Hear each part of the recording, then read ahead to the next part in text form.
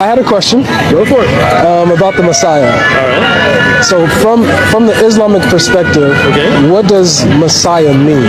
All right. Before I play the full video, I want to show you something. You can see this comment here. This comment is from the reel of the previous video. In that video, he says something that is not true about the identity of Messiah and tried to defend himself with Quran. But when he was asked to provide a source, he brought some concussion. And when he was caught trying to defend himself, he said that it was a mistake. Then he was asked to apologize to the audience. This is the previous video. I want us to watch it finish. Then afterward, I will play the most current video to avoid those who are saying the young man vanished at the middle of the conversation. So let the whole truth be seen. So you're talking about Messiah, right? Messiah is like a messenger, somebody who comes to guide people and to bring them a message. So my question then would be, then could Muhammad or even Noah or any of the other prophets count as being messiahs?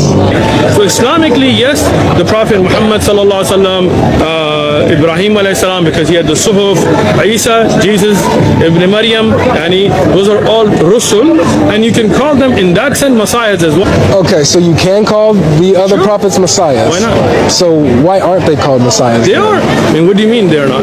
So Muhammad, Noah, and these other prophets, they're called messiahs? You could call them messiahs if you like. I mean, what do you mean they're not called? So nowhere do we only find Jesus being identified as the Messiah. Where? In the Quran and the Hadith. In the Quran, in a Hadith, for example, when we talk about them being Rusul, right? This puts them at the same thing as being a Messiah. Right? Really? Yeah. Somebody who's bringing a message. Okay, so what is a reference for that? Like, is it in the Quran or a Hadith where you can equate a Rasul, like you said, right, sure, to a Messiah? No problem. I'll get you on that. All right. You can give me some time, look up some books, or? Yeah, I need something. No, but you just came out here from nowhere, right? Like you didn't ask me to look this up or anything, right? Yeah. So you got a question? No problem. Come back next Sunday. We'll bring you some books. Okay. All right. He said come back the next Sunday, right? Good.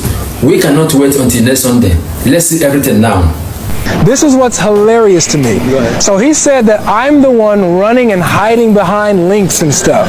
I asked, and this was my question, what does the Messiah mean according to the Quran and according to the Hadith, and why is Jesus called the Messiah in the Quran or the Hadith? Bring me that answer.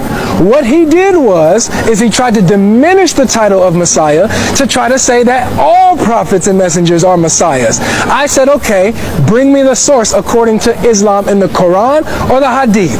What he did is he brought me some paper. He told me he was going to bring some books, literally quote, don't worry, come back next week, I'll bring you some books. No problem. Come back next Sunday. We'll bring you some books. Okay. Brought me a piece of paper. In the piece of paper that he brought, he claimed it was a hadith. He has a master's in it, by the way.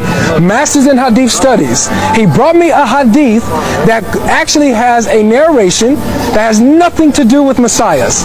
Nothing to do with it at all. It has to do with the Sharia law compared to man-made laws now.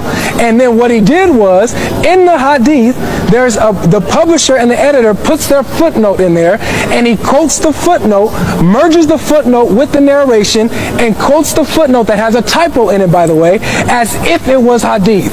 This is the guy that has a master's in it, by the way. We're going to just keep putting that out. Has a master's in hadith, and he didn't know that this was a footnote that he was quoting instead of a hadith. Thought it was Omar's words. Now, let's continue on. Now that we found out that it has nothing to do with messiahs, says nothing about messiahs, and you know the Arabic, supposedly, and you misquoted it, didn't even know that it was a typo, but you're supposed to know the Arabic. Now that we know that this doesn't have anything to do with messiahs, I asked him to acknowledge that he was wrong in quoting this and apologize to the viewers for lying and trying to fool us, which he refuses to do. That option is still out here, Uthman. You will be forgiven. Of course, I'm speaking there. Let me talk. I'm giving you an option given an opportunity to redeem yourself. Say, I'm sorry. Don't say, Khalas, my bad, but say, I apologize. I have a responsibility for truth, and therefore I was wrong for quoting this, and then let's move on in the conversation. That's what you need to do. You have the responsibility of that. Now, when it comes to what you just brought, this is hilarious to me. You brought Quran verses. Chapter 3 is the first one you quoted, is that correct? Or chapter 5? Which one did you quote? Surah Al-Ma'idah. All right, chapter 5. So you quoted chapter 5, which says that the Messiah, Jesus the son of Mary, is nothing but a messenger, right? That's what you quoted, correct? Right. Can you pull up the verse? Let's look at it. This is interesting. Okay, yeah. Now. Don't touch it. Why? Because you're najis, bro. I'm what? Najis? Najis.